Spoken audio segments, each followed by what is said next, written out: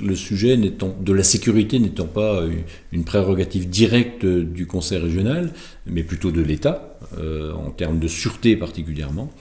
Là, nous avons défriché le sujet. Nous sommes rendus compte effectivement que le Conseil régional était confronté à des sujets de sécurité dans le cadre de ses propres compétences, notamment dans les lycées, dans les transports.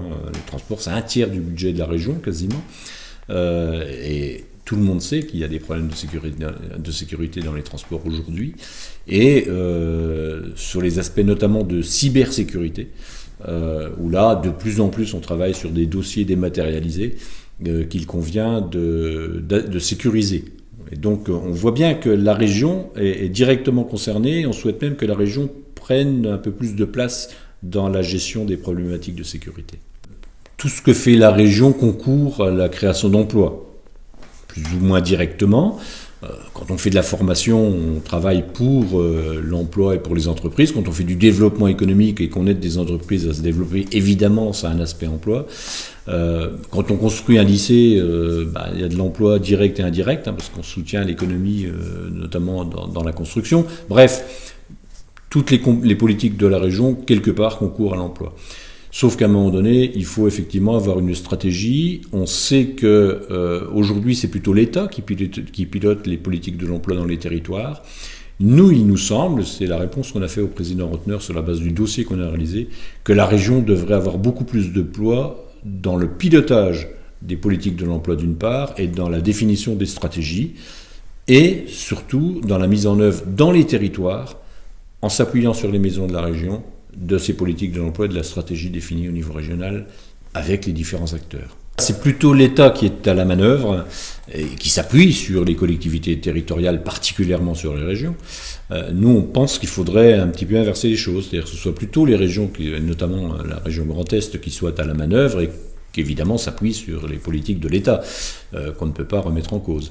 Mais voilà, il faut que les acteurs territoriaux aient plus de poids dans la mise en œuvre d'une stratégie à définir collectivement et ne pas seulement attendre que l'État central définisse des choses mises en œuvre dans les territoires. Nous avions déjà travaillé auparavant sur ces sujets au moment où il n'existait pas un service public régional de l'orientation, où les choses là aussi étaient décidées particulièrement par l'État et notamment par l'État central, et après se mettait en œuvre un certain nombre de choses dans les territoires, où la tendance était non pas à aider les gens à s'orienter d'une manière globale et particulièrement vers une profession, mais où on les orientait.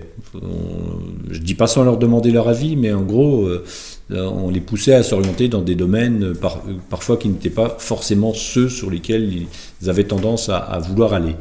Et donc on sait qu'on a un vrai problème aujourd'hui d'information, d'accompagnement des personnes, soit des scolaires, des collégiens, des lycéens, soit des demandeurs d'emploi, soit des salariés qui veulent se réorienter. Donc il y a des outils qui existent un petit peu à tous les niveaux. On a besoin de mettre tout ça en mouvement, en œuvre et de rendre tout ça cohérent. Ce qui n'est pas encore suffisamment le cas. C'est pour ça qu'on a voulu nous ressaisir de ce dossier-là. Ce n'est pas une demande du président Rotner.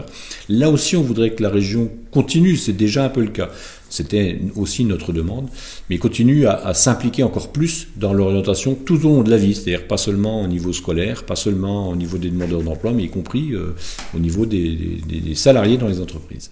Comme il existe aujourd'hui déjà un dispositif qui permet de travailler sur l'orientation tout au long de la vie, et notamment un dispositif régional qui s'appelle le CREFOP, qui est en gros un organisme qui conjugue l'État, la région et les partenaires sociaux, qui travaille sur les aspects d'orientation. Il y a un schéma régional, c'est même pas un schéma, c'est un contrat de plan régional, le CPRDFOP, le O voulant dire orientation. Et donc, il existe des outils. Il nous semble qu'il faut améliorer la mise en œuvre de ces outils, il faut aller plus loin.